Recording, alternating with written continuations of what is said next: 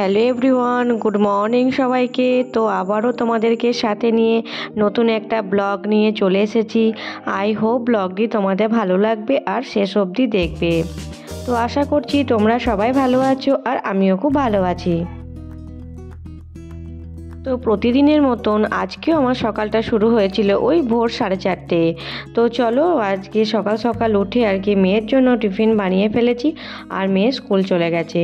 তো ঘড়িতে এখন বাজে 7:30। তো এখন থেকে আমি আমার ব্লগটা স্টার্ট করছি। তো আমি 4 দিন পর আর কি বেড কভারটা আর কি পাতলাম। তো চলো প্রচণ্ড আর কি তোষকে ধুলো হয়েছিল আর ভাবলাম তো আজকে চাদরটা চেঞ্জ করে দিই। মেয়ের টিফিনের সঙ্গে আর কি হাজব্যান্ডের টিফিনটাও বানিয়ে ফেলেছি, কারণ হাজব্যান্ডেরও সকালবেলা স্কুল, তো ওরা দুজনে স্কুলে চলে গেছে আর আমি নিচে সমস্ত বাদবাকি কাজগুলো করে নিয়েছি। তো উপরে এসে আমি আর কি চাদরটা আজকে পাল্টে দিলাম। আর কি বলো তো, যতক্ষণ না আর কি বিছানাটা আর কি নিজের মনের মতো করে গোছানো যায় ততক্ষণ দেখবে মনটা আর কি ভালো লাগে না। তো চলো তাই আজকে আমি আর কি ভালো করে বিছানাটা পরিপাটি করে গুছিয়ে নিলাম। কি বলো তো বন্ধুরা, যতক্ষণ না পর্যন্ত আর কি কোনো কাজ কমপ্লিটভাবে ভালো করে গুছিয়ে রাখতে না পারি না, ততক্ষণ দেখবে আমাদের মনে একটা শান্তি আসে না। তো সেই কাজটা যদি হয়ে যায় না, দেখবে একটা আলাদা শান্তি আসে। এই চাদরটার জন্য না আমাকে অনেকেই বলেছে যে আমি চাদরটা কোথা থেকে কিনেছি। তো বন্ধুরা, এই চাদরটা আমি দোকান থেকে কিনেছি। আর সাদা চাদর না দেখতে খুবই সুন্দর লাগে, আর বিছানায় যখন পাতি না তখন মনটা না একটা আলাদা আনন্দ ভরে ওঠে। তো বন্ধুরা, তোমাদের সঙ্গে গল্প করতে করতে আমার বিছানা চাদরটা আর কি ঠিক করে পাতা হয়ে গেছে।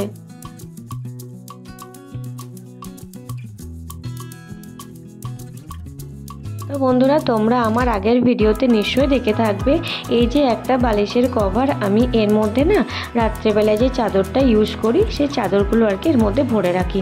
তাহলে কি হয় বলো তো, বিছানায় এদিক ওদিকে আর কি ছড়িয়ে থাকে না, আর এক জায়গায় রাখলে না দেখবে দেখতেও খুব সুন্দর লাগে।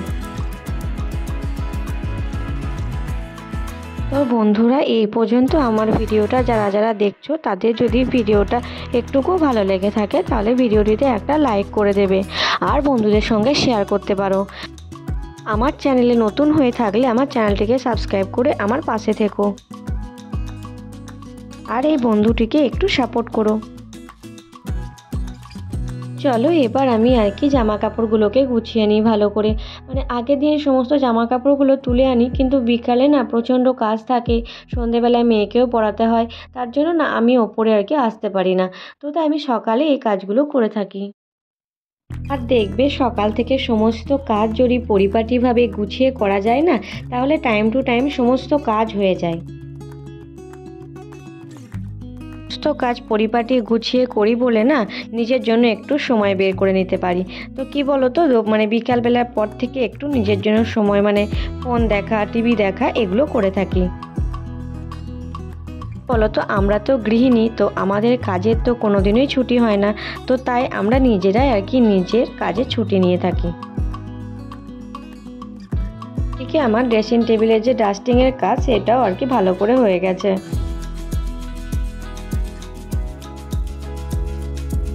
এবার আমি আর কি খাটগুলোকে ভালো করে মুছে নিচ্ছিলাম। যখন না ডাস্টিংয়ের কোনো কাজ করি তো আমি মাস্কটা পরি। কি বলো তো, আমি আজকে মাস্কটা পরতেই ভুলে গেছি।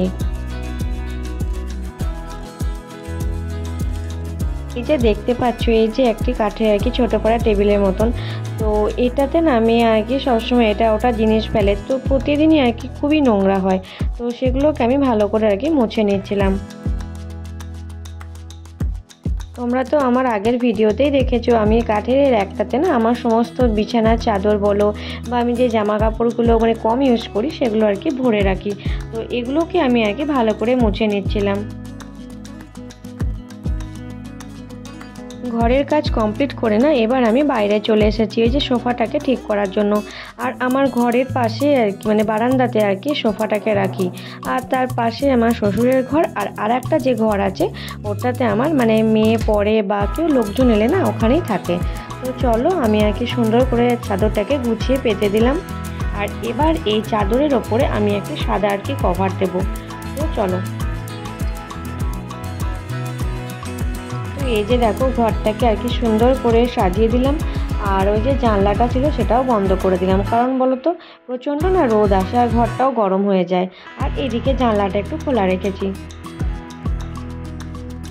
তো সকালের পরেও আর একবার ভালো করে চান করে নিলাম, কারণ ওই ডাস্টিংয়ের কাজগুলো করেছি তো তাই গায়ে ধুলো টুলো লেগে থাকবে, তো তাই ভাবলাম আর একবার চান করে নিই। তো আগেই বললাম যে অনেকগুলো কাপড় আজকে কেচেছি, কাপড়গুলো তখন না মেলা হয়নি, তো তারপর আরেকবার যখন চান করলাম তো তখন কাপড়গুলোকে মেলে দিলাম। সকালে যদি একটা না টাইম মেনটেন করে সব কিছু কাজ করা যায়, দেখবে সব কাজই আর কি সময়ের মধ্যে আমাদের হয়ে যায়। তো চলো, আজকে আমার সময়ের মধ্যে সব কাজ কমপ্লিট হয়ে গেছে।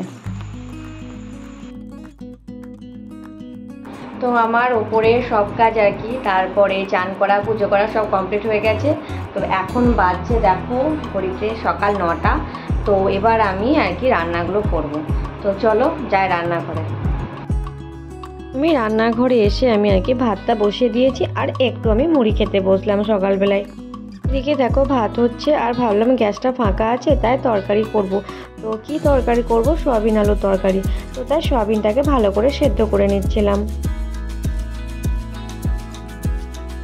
আজকে আমি না অফ ক্যামেরা সব রান্নাবান্না করে নিয়েছি। তো আজকে আলু ভাজা, আলু পটল ভর্তা আর ডাল হয়েছে, আর সয়াবিন আলুর তরকারি। আর মেয়ের জন্য আর কি সকালে টিফিন পাস্তা বানিয়েছিলাম, সেটাও একটু ছিল। তো আমাদের সঙ্গে গল্প করতে করতে বিকাল হয়ে গেছে, আর বিকালে উঠে এসে দেখি মেয়ে আর কি লাফ দড়ি নিয়ে খেলছে। তো চলো ওকে নিয়ে আজকে ভাবলাম একটু রাস্তা দিয়ে ঘুরিয়ে নিয়ে আসি। আর বৃষ্টি হয়েছিল দুপুরে, না সেরকম অতটা বৃষ্টি হয়নি, তো তাই গাছগুলো ভাবলাম যে একবার জল দেবো কিনা।